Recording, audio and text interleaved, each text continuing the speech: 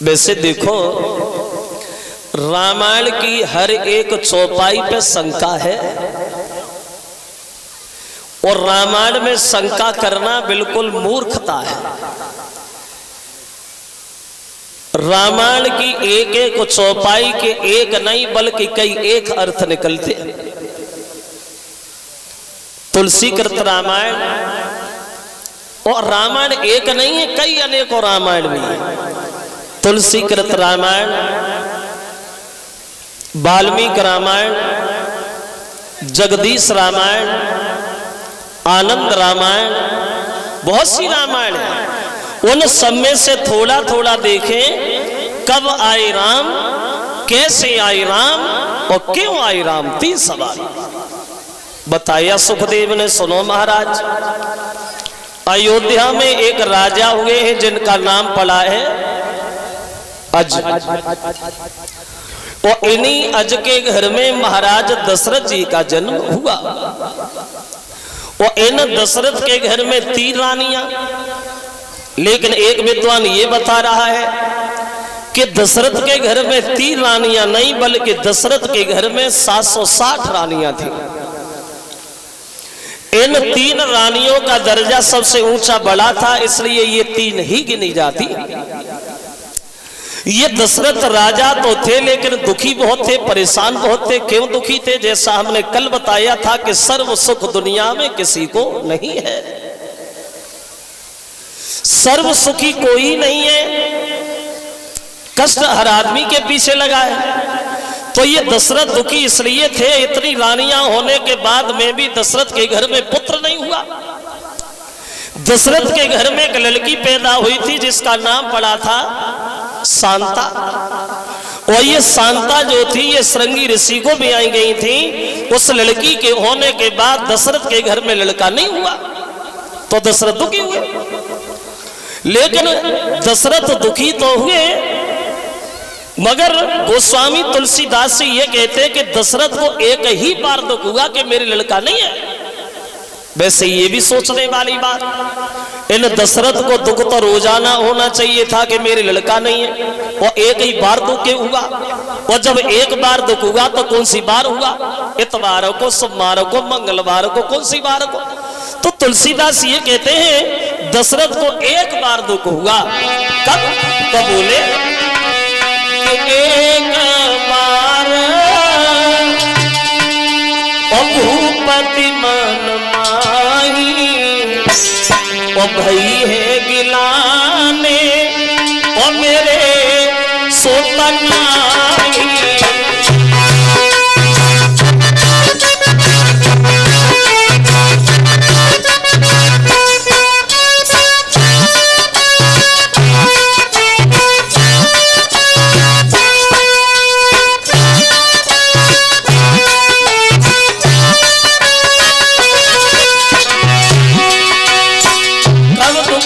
दशरथ को तो तुलसीदास जी बोले एक बार दशरथ मन माही भई है गिलाने मेरे सोतनाई।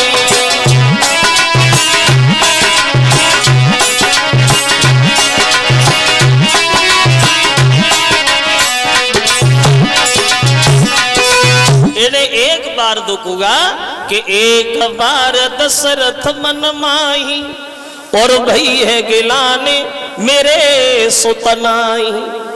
कब कष्ट हुआ? बोले दशरथ के दिल में दुख उस दिन हुआ जब ये दशरथ शिकार खेलने के लिए एक बार वन में गए तो एक हिरण के मारने की इच्छा मन में आई तो हिरण के पीछे पड़ गए। हिरण भागने लगा, दशरथ दौड़ने लगे पीछे। अब सप्तवेदी बाण भी छोड़ रहे लेकिन हिरण मरने में नहीं आ रहा। तो हिरण जब थक गया, खड़ा हो गया और मानव की भाषा में दशरथ से बोला, रुको अब नरेश, बिना मतलब में भाग रहे हो, हमें भी भगा रहे हो, आप हमें मार ही नहीं पाओगे। क्यों नहीं मार पाए? बोले आप हमें इसलिए नहीं मार पाओगे क्योंकि हमें एक वरदान मिला है। क्या? तो बोला कि जिन राजा के ओ सुतना होई ओ दिन से मेरो मरण न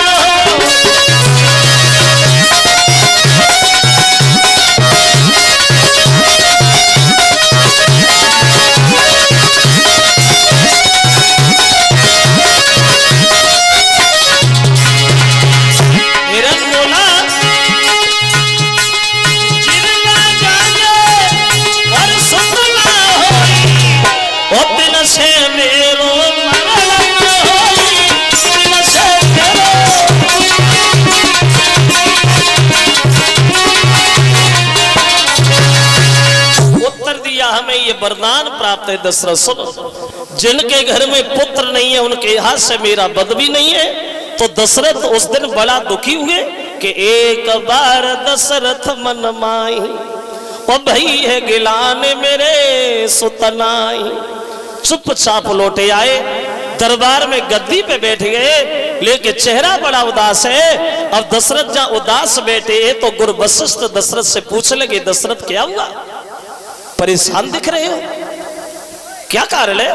तो दशरथ रोने लगे, बोले गुरुदेव अब ऐसे जीवन से भला ये कि हमारी मौत हो जाए वही बढ़िया है। क्यों क्यों मरना चाहते हो? बोले महाराज अभी तक तो इंसानी हमारी हंसी करते थे, अब तो जानवर भी मजाक करने लगे। मतलब अब मैं जिंदा नहीं रहना चाहता, बिना पुत्र के जीवन अधूरा है महाराज, अब मैं जीवित नहीं रहूंगा। तो वशिष्ठ दशरथ को समझाने लगे, विद्वान हो अज्ञान हो जैसी बातें ना करो। सुनो दशरथ, जब हमें घर में शांति पहुंचानी होती है तो हम लोग शांति हवन कराते, और जब पुत्र की आवश्यकता पड़ती है तो हम लोग पुत्र से यज्ञ करवाते। तो तुम चिंता क्यों कर रहे हो? हम श्रृंगी ऋषि को बुलवाएंगे जो प्रकांड विद्वान है यज्ञ हवन करने में, और तुम्हारे घर में पुत्र से यज्ञ करवाएंगे। और एक नहीं, धीरज धरो होए सुतचारी, तुम्हारे घर में एक नहीं 4 लड़का हो गई, हम आपको वचन दे रहे हैं, आप चिंता न करो, निश्चित रहो दशरथ जी। अब श्रृंगी ऋषि को वशिष्ठ ने घर में बुलवाया और इनके घर में पुत्र से यज्ञ करवाया, और जब यज्ञ इनके घर हुआ तो ये यज्ञ 1-2 दिन नहीं बल्कि 1 साल 6 दिन लगातार चला वहां। और जब यज्ञ संपन्न हुआ तो उस यज्ञ से अग्निदेव प्रकट हुए, और वो अग्निदेव खाली हाथ प्रकट नहीं हुए, एक हाथ में खीर का भरा हुआ कटोरा है वो दशरथ के हाथ दिया। और एक बात कहिए सुना दशरथ, इस हवन की खीर को आप खीर न समझना, भगवान का दिया हुआ प्रसाद समझ करके अपनी 3 रानियों में बांटना, उन्हें खिलाना, भगवान के नाम पर विश्वास करना, तुम्हारे घर में पुत्र अवश्य पैदा होगा। अब दशरथ हवन की खीर लेकर के चले आंगन में, और जब 3 रानियों में दशरथ ने हवन की खीर बांटी तो खीर बांटी कैसे? तो तुलसीदास ये कहते हैं जब 3 रानियों में दशरथ ने खीर बांटी तो खीर कैसे बांटी? बोले कैसे खीर बांटी? तो कहते हैं कि अरद भाग कौशल्या उन्हें भाग आगे रखीना,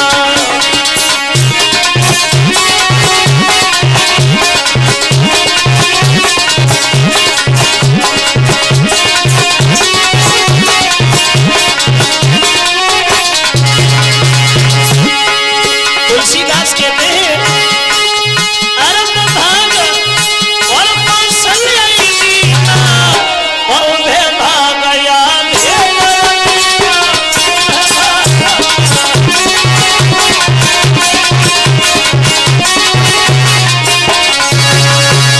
बोले अरद भाग, खीर का आधा भाग सबसे बड़ी रानी कौशल्या को दिया, और जो आधी खीर बची वो कैकेयी और सुमित्रा को पकड़ाई। आधे में से बड़ी रानी कौशल्या और आधे में से दोनों छोटी रानी। तो कौशल्या ने मन में एक बात सोची कि हम घर में बड़े हैं सबसे और हमारे पास खीर ज्यादा है, तो ये दोनों छोटी ये न सोचे बड़ी तीसरी ये ज्यादा ले ली, हमें पूछा ही नहीं। तो उसने अपने आधे भाग में से आधा भाग निकाला और खुद से छोटी रानी कैकेयी को दिया। अब कैकेयी भी सोच रही है सबसे छोटी तो सुमित्रा उसे ज्यादा मिले, तो उसने कैकेयी वाला भाग जो कैकेयी के पास है सुमित्रा को दे दिया उसने कौशल्या वाले भाग को। अब सुमित्रा के पास में 2 भाग पहुंच गए भाग।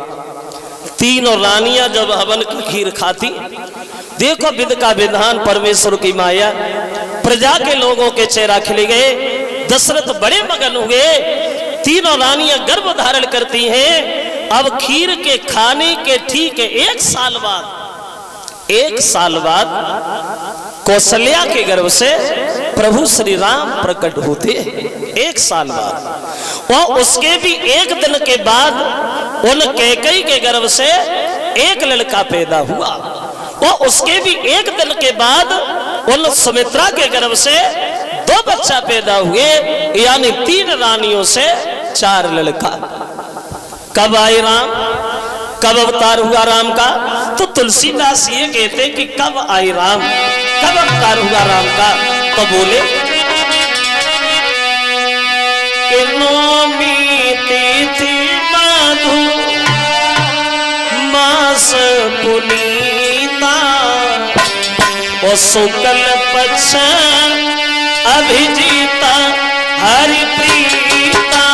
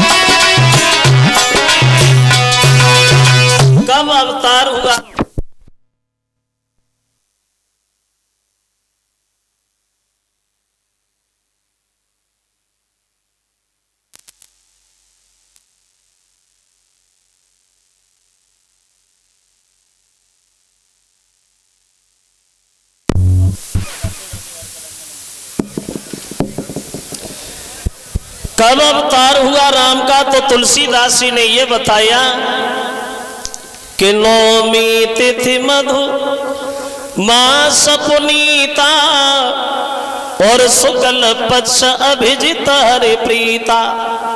मधुमास, मधुमास यानी चैत के महीना में, चैत के महीना की नौमी वाली तिथि को, कौन सी नौमी को आए? बोले शुक्ल पक्ष, चैत के महीना की शुक्ल पक्ष की नौमी दिन मंगलवार, चैत के महीना की शुक्ल पक्ष की नौमी दिन मंगल को आए श्री राम।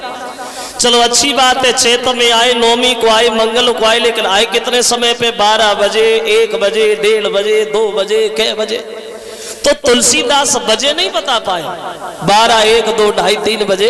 तुलसीदास कहते हैं कि मध्य दिवस, मध्य दिवस, मध्य दिवस का मतलब होता है दिन के बीच में, और दिन के बीच का मतलब होता है दोपहर में। शीत न घामा, न सर्दी और न गर्मी।